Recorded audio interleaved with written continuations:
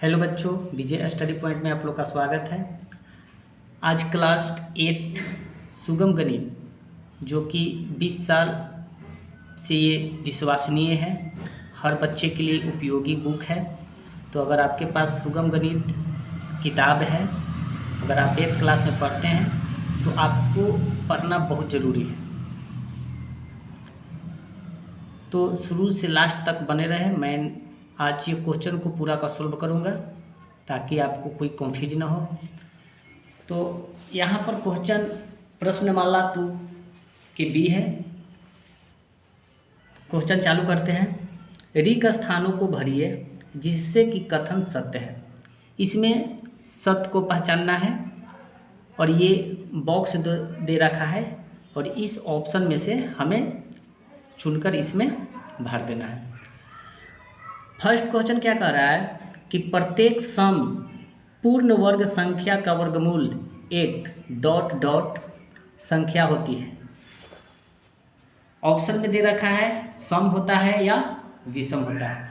तो देखो बच्चों, प्रत्येक सम वर्ग जब भी हम निकालते हैं तो उसका वर्गमूल हमेशा सम में आएगा। क्यों आएगा? क्योंकि कह रहा है कि प्रत्येक सम पूर्ण वर्ग संख्या का वर्गमूल हमेशा सम ही होता है। तो आप ये वाला सम जो है इस सम को यहाँ पर भर देना है। तो ये हमारा बन गया। ओके, अब क्या कह रहा है, दूसरा क्वेश्चन क्या कह रहा है, प्रत्येक विषम पूर्ण वर्ग संख्या का वर्गमूल एक ... संख्या होता है। यानी इसमें भी भरना है सम होगा या विषम होगा।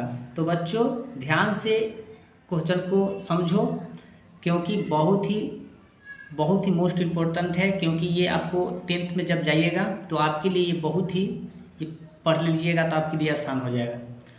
तो क्वेश्चन क्या रहा है कि प्रत्येक विषम पूर्ण वर्ग संख्या का वर्गमूल हमेशा विषम होता है। तो आप हमेशा इसमें क्या भर दीजिएगा, विषम भर दीजिएगा। इसमें आपको विषम भरा जाएगा। ओके बच्चों, कोई दिक्कत तो नहीं है, इतना तो आप जान रहे हैं। तीसरा क्वेश्चन कह रहा है कि प्रत्येक ... पूर्ण वर्ग संख्या का वर्गमूल एक सम संख्या होता है। तो सही बात है, प्रत्येक पूर्ण वर्ग संख्या का वर्गमूल हमेशा सम ही होता है। तो आप यहाँ पर प्रत्येक यहाँ पर सम भर दीजिएगा, ये आपको आंसर हो जाएगा। ओके, फोर्थ क्वेश्चन कह रहा है क्या, प्रत्येक ... पूर्ण वर्ग संख्या का वर्गमूल एक विषम संख्या होता है। तो जब भी हम विषम संख्या का वर्गमूल निकालते हैं तो हमेशा क्या होता है, विषम होता है। तो आप इस 4 में विषम भर दीजिएगा। ओके, यदि किसी पूर्ण वर्ग संख्या के अंत में शून्य की संख्या ... हो तो उस संख्या का वर्गमूल पूरा ज्ञात हो जाता है। उस स्थिति में क्या होगा, सम होगा या विषम होगा। तो बच्चों देखिए, जब भी कोई संख्या का पूर्ण वर्ग निकल जाए, अंत में शून्य हो, उस संख्या हमेशा सम ही होता है। वो संख्या क्या होता है, सम ही होता है। क्योंकि जो संख्या के अंत में शून्य रहे वो संख्या हमेशा सम ही होता है। ओके, जैसे मैं कि एग्जाम्पल एक बता देते हैं। अब एक एग्जाम्पल में देखिए, हमने ये 2 लिखा, 2 तो हमें पता है कि 2 क्या होती है, सम संख्या होती है। ओके, चलिए एक ये हमने 7 लिखा, तो 7 तो हमें सम संख्या नहीं है। अगर इसके अंत में 0 बैठा दें हम तो ये क्या हो जाएगा, सम संख्या हो जाएगा। ओके, अब लेते हैं 9 तो हमें सम संख्या नहीं है, विषम संख्या है। तो अगर इसको हम क्या 0 बैठा देते हैं तो ये क्या हो जाती है, विषम संख्या। मुझे कहने का मतलब क्या है कि जो संख्या के डिजिट के अंत में हम अगर 0 बैठा दें वो संख्या सम होता है। अन्यथा 0 हमेशा क्या है, मान के चल सकते हैं कि 0 हमेशा सम संख्या के रूप में जाना जाता है। ओके, तो आई होप कि आप ये फिल इन द ब्लैंक्स खाली स्थान के भरने के लिए समझ गए होंगे, कोई दिक्कत इसमें नहीं होना चाहिए। चलिए सेकेंड क्वेश्चन क्या कह रहा है, गुना किए बिना निम्नलिखित संख्याओं को वर्ग ज्ञात करना है, गुना किए बिना। तो देखिए बच्चों, कुछ इसका प्रोसीजर होता है, प्रोसीजर को हम जानते हैं किस प्रकार ये बनता है। तो चलिए चालू करते हैं वो नियम को। ओके, देखिए बच्चों, मेरे साथ क्वेश्चन बैंक भी है जो कि 10th क्लास के भी पढ़ा रहे थे, और कह रहा है क्वेश्चन में, दूसरा क्वेश्चन है गुना किए बिना निम्नलिखित संख्याओं का वर्ग ज्ञात करना है। अब देखिए क्वेश्चन में दे रखा है 39, क्वेश्चन में हमें दे रखा है 39, तो गुना किए बिना करना है। तो देखिए इस कुछ नियम से बनता है।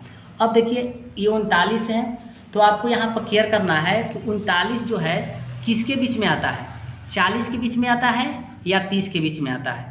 अब यही आपको ध्यान देना है कि 39 जो है 39 जो है किसके बीच में आता है। तो बच्चों देखो 39 जो है हमेशा 30 के बीच में आता है, तो यहाँ हम लिखेंगे बच्चों क्या, 30 का स्क्वायर, ओके, प्लस यही नियम से ये बनेगा 30 का स्क्वायर प्लस। अब देखिए, अब ये 39 जो हो गया 30 के बीच में आता है, और इकाई संख्या कितना दे रखा है 9, तो यहाँ हम लिखेंगे 9 का स्क्वायर, ओके, समझ रहे हैं ना, प्लस। अब देखिए यहाँ पर क्या है, देखिए ये संख्या जो हमें दे रखा है कितना, 3 है, ओके, ये संख्या कितना दे रखा है 3 है, तो यहाँ हम क्या लिखेंगे 3 अगुने 20, हाँ 20, सब में 20 लिखना जरूरी है। ये नियम कहता है गुना किए बिना जो आपको निम्नलिखित संख्याओं का वर्ग ज्ञात करना है, तो उस प्रकार हमें यहाँ सब का सिस्टम है, ये नियम है कि आपको 20 लिखना है। अब बताइए 30 के 3 क्यों आया, तो 3 जो आया देखो बच्चों, 2.5 अंक वाला 3 लिखे, और ये 20 सब में लिखना है अगुने।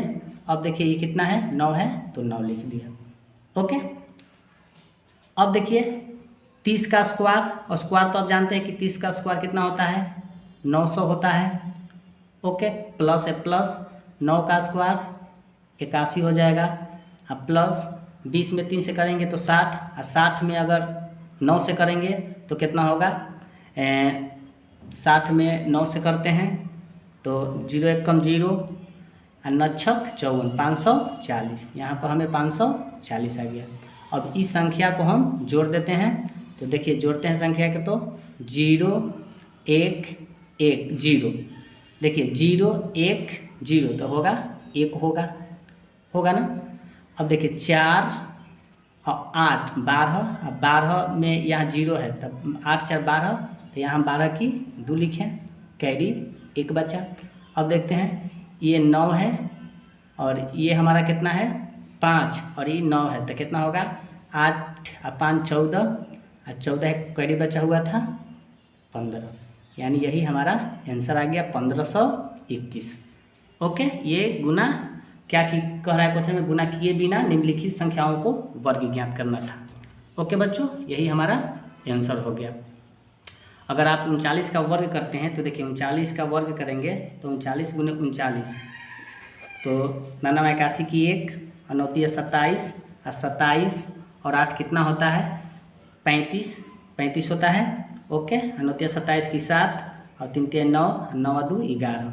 देखिए अगर ऐसे भी हम गुना करते हैं तो हमें 7 5 12 की 1 कम 1, और 7 5 12 की 2, 3 1 4 1 5, और 1 कम है 1521 ऐसे भी आ गया, और 1521 ऐसे भी आ गया, ओके, समझ रहे हैं ना। अब देखते हैं दूसरा का सेकंड क्वेश्चन क्या कह रहा है, हमें दे रखा है 27, यही तो ध्यान देना है, हमें दे रखा है कितना 27, तो इसको भी देखते हैं, हल दिए। देखिए अब 27 किसके बीच में आता है, 30 के बीच में आता है या 20 के बीच में आता है, तो 27 हमें 20 के बीच में आता है, तो यहाँ लिखेंगे 20 का स्क्वायर प्लस इकाई अंक कितना है 7 का स्क्वायर प्लस कितना है, ये हमारा 2 है तो 2, अगुने 20 सभी में लिखना है, अगुने ये 7, ओके। तो 20 का स्क्वायर कितना हो जाएगा 400 प्लस 7 का स्क्वायर कितना होगा 49 प्लस 20 दूना 40, और 40 में अगर 7 से गुना करेंगे तो कितना होगा 28, यानी 280 हो जाएगा, ओके बच्चों। अब इसको जोड़ते हैं तो 901 इक्वल टू 9, ओके, 8 और 4 12, अगर जी तो 12 की 2, ओके, 4 और 2 6 और 6 1 7, 729 हमारा आंसर आ गया। ओके बच्चों, इसी प्रकार आपको सभी के सभी क्वेश्चन को जवाब देना है। क्या है, अब 46 है तो 46 को भी उसी प्रकार करेंगे। तो 46 को भी क्या करेंगे, उसी प्रकार। थर्ड क्वेश्चन है 46 को भी हम करेंगे उसी प्रकार। तब 46 किसके बीच में आता है, तो 40 के बीच में आता है। तो 40 का स्क्वायर प्लस 6 का स्क्वायर प्लस, देखिए यहाँ 4 है तो 4 गुने 20 सभी में करना है, और गुने 6। 40 का स्क्वायर कितना होता है, 1600 प्लस 36 प्लस 20 चौका 80। 80 में अगर हम 6 से गुना करते हैं तो 560 हो जाएगा। ओके, 560 हो जाएगा, कर लेते हैं। देखिए 80 में 6 से गुना करते हैं तो 0 एकम 0, 8 सत्ते 56, यानी 560 आ गया। अगर जोड़ते हैं तो 6 में 0 जोड़ेंगे 0, तो ये क्या होगा, 6 ही होगा। सॉरी बच्चों, हाँ ठीक है, 0 6 0 6 और 6 और 3 9, और 9 में 0 जोड़ेंगे तो 9 ही होगा। ओके, 5 और ये हमारा कितना है 6, तब 6 और 5 11 की 1, और 1 कैरी बचा हुआ था 2, यानी 2196, यही हमारा आंसर हो गया। ओके बच्चों, तो बच्चों आपको ये क्वेश्चन आपके लिए है, ये होमवर्क के लिए है, आप इसको प्रयास कीजिएगा, आपको बन जाएगा। उसी प्रकार है 58 है, 58 है, यानी 50 का स्क्वायर प्लस 8 का स्क्वायर प्लस 5 गुने क्या हो जाएगा 20 गुने 8। ओके, ये तो आपको इजी हो गया, ये आपको बन जाएगा। चलिए अब यहाँ पर तीसरा क्वेश्चन देखते हैं। वर्गमूल पूरा प्राप्त करने के लिए निम्नांकित में प्रत्येक के अंत में कम से कम कितना शून्य बढ़ाना पड़ेगा। तो अब बताना है हमें, वर्गमूल के रूप में बता रहा है कि वर्गमूल पूरा प्राप्त होने के लिए।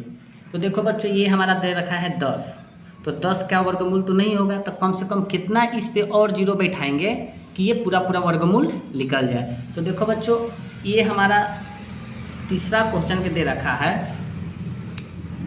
कि 10 दे रखा है, तो ई में कह रहा है कि कम से कम कितना 0 बैठाएंगे कि इसका वर्गमूल निकल जाए। तो देखो बच्चों, एगो हम अगर यहाँ पर 0 बैठाते हैं तो इसका अगर एक 0 बैठाते तो 100 हो गया, तो इसका वर्गमूल क्या हो जाएगा, 100 का वर्गमूल पता है ना आपको कि 100 का वर्गमूल जोड़ा लगता है। तो देखो बच्चों, 1 होगा, यहाँ पर 1 होगा, यहाँ पर भी 1 होगा। अभी क्या हो गया, 1 में से 1 जाएगा तो ख़त्म हो गया। अब ये 1 क्या हो जाता है, जुड़ जाता है। तो देखो बच्चों, अब ये 0 बच गया, तो यही 0 यहाँ हमारा उतर जाता है। ओके बच्चों, अब इसका 100 का वर्गमूल 10 होता है। ओके, 100 का वर्गमूल 10 होता है। तो इस क्वेश्चन में कह रहा है क्या कि कम से कम कितना 0 बैठाएंगे कि इसका पूरा वर्गमूल निकल जाएगा। तो हम 1 0 बैठाएंगे तो 100 का वर्गमूल निकल जाएगा, 100 का वर्गमूल 10 हो जाएगा। तो 1 0 पर बैठेगा। बच्चों ये बताओ, 90 का वर्गमूल नहीं होता है, तो इस पे 1 0 और बैठाएंगे तो क्या हो जाएगा, इसका पूरा वर्गमूल निकल जाएगा। ओके, समझ रहे हैं ना, इसका वर्गमूल 30 आएगा बच्चों, ये तो पता है। इस पे कम से कम तो 1 0 बैठाएंगे, ये पे 1 0 बैठा देंगे। ओके बच्चों, इस पे भी 1 0 बैठा देंगे, तो इस सभी का सभी पूरा वर्ग निकल जाएगा। आई होप कि आप ये समझ गए होंगे। ओके, इसमें कोई दिक्कत वाली बात नहीं है। 4 क्वेश्चन क्या कह रहा है, 4 क्वेश्चन में देखते हैं। ये समझ गए हैं, आपके लिए ये सब होमवर्क है। आप अगर बनाना चाहेंगे तो आप बना सकते हैं, बहुत ही इजी क्वेश्चन है। चलिए 4 क्वेश्चन कह रहा है कि 1600 का वर्गमूल निम्नांकित में से 1600 का वर्गमूल निम्नांकित में कौन सा होगा। तो देखो बच्चों, 1600 का वर्गमूल निकालने के लिए 1600 का वर्गमूल पूछ रहा है। तो 4 क्वेश्चन में कह रहा है कि 1600 का वर्गमूल, यानी 1600 के हम वर्गमूल निकालते हैं। देखो बच्चों, वर्गमूल जो होती है 2 तरह से निकलता है, एक गुणनखंड विधि से और एक भाग विधि से। तो जो हम अभी बता रहे हैं ये भाग विधि द्वारा बता रहे हैं।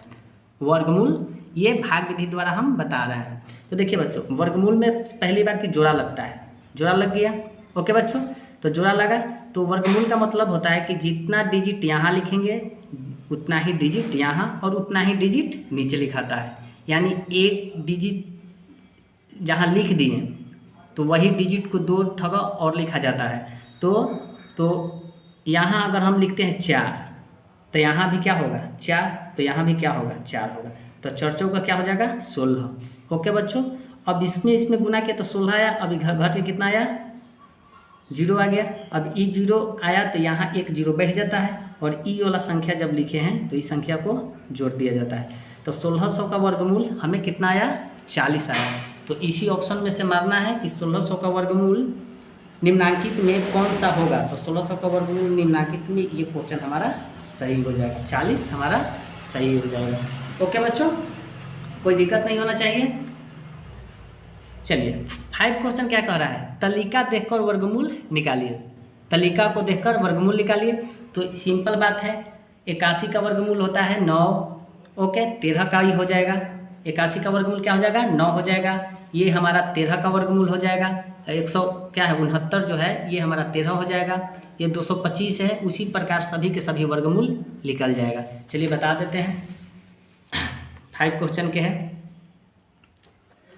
फर्स्ट क्वेश्चन क्या है 81। तो 81 का वर्गमूल निकालते हैं। देखो बच्चों, तो 81 का वर्गमूल निकालते हैं तो 9 से सीधा सीधी कट जाएगा 9 81। 9 81 हो गया, कट गया। इसको जोड़ दिया जाता है 18, यानी 81 का वर्गमूल कितना आ गया 9 आ गया। सेकेंड क्वेश्चन क्या कर रहा है 169 जो है इसका वर्गमूल निकालते हैं। तो इसका क्या हो जाएगा जोड़ा लगाते हैं तो 4 से लगाएंगे। ये तो सीधा सीधी पता चल रहा है 4 चौका 16। अब कितना हो गया ये हमारा कट गया। ये 4 4 क्या हो जाएगा, ये 4 4 8 हो जाएगा। बच्चों सॉरी मिस्टेक हो गया है, ये गलत हो गया। दूसरा क्वेश्चन देखिए 169 है, इधर से जोड़ा लगा तो 1 होगा ना, यहाँ 1 होगा, यहाँ पर भी 1 होगा, यहाँ पर भी 1 होगा, यहाँ 1 होगा। घटाएंगे क्रॉस हो गया, 1 आए कि जब जोड़ देंगे 2 आ गया। अब डबल जोड़ा लगाए थे इसको हम डबल उतार दिए। अब देखिए कैसे लगाएंगे, अगर 3 से लगाते हैं तो यहाँ भी 3, यहाँ भी 3 और यहाँ भी 3। तो 3 तिया का 9 और 3 दूना 6, कट गया पूरा पूरा ना। ये जोड़ देंगे फिर तो 3 और 3 6 और 2 1 कम 2, यानी 169 का वर्गमूल हमें कितना आ गया 13 आ गया। उसी प्रकार ये बच्चों सभी के सभी आपको आसान क्वेश्चन है, कोई इसमें दिक्कत वाली बात नहीं। उसी प्रकार सब के सब क्वेश्चन बन जाएगा। ओके बच्चों, अब क्या कर रहा है 7 क्वेश्चन क्या कर रहा है, बिना तालिका की सहायता से वर्गमूल हमें निकालना है। बिना तालिका की सहायता से वर्गमूल हमें निकालना है। तो अब देखते हैं 11 क्वेश्चन क्या कह रहा है। अच्छा बच्चों, ये और 21 गुने 21 तो कितना होता है 441 होता है। अगर 21 में 21 से गुना करेंगे तो 441 होता है ना 11 क्वेश्चन में। अगर 441 होता है तो 441 का अगर वर्गमूल निकालते हैं तो वही होगा। जोड़ा लगाएंगे तो 2 दूना 4, यानी कट गया, 2 उतार दिए 4, अब डबल उतार दिए 1 से लगाएंगे 1, यानी सीधा सीधी हमारा आंसर जो होगा 441 का यानी 21 आएगा। यानी यहाँ पर दे रखा है कि 21 गुने 21, यानी 21 गुने 21 का अगर गुना करते हैं तो 441, और 441 का वर्गमूल 21 होता है, यही हमारा 21 हो जाएगा। इसका कितना हो जाएगा, इसका 23 हो जाएगा। इसका कितना हो जाएगा 23 होगा। इसका कितना होगा 49 होगा। सिंपल एकदम है, कोई दिक्कत नहीं होना चाहिए। ओके चलिए नेक्स्ट क्वेश्चन कह रहा है 14 के देखते हैं। 14 में क्या कह रहा है, तो देखो बच्चों 14 में भी आपको क्या कह रहा है कि इसको 2 बार लिख देना है। जैसे कि 14 में क्वेश्चन कह रहा है इसको कितने बार लिख देना है 2 बार लिख देना है।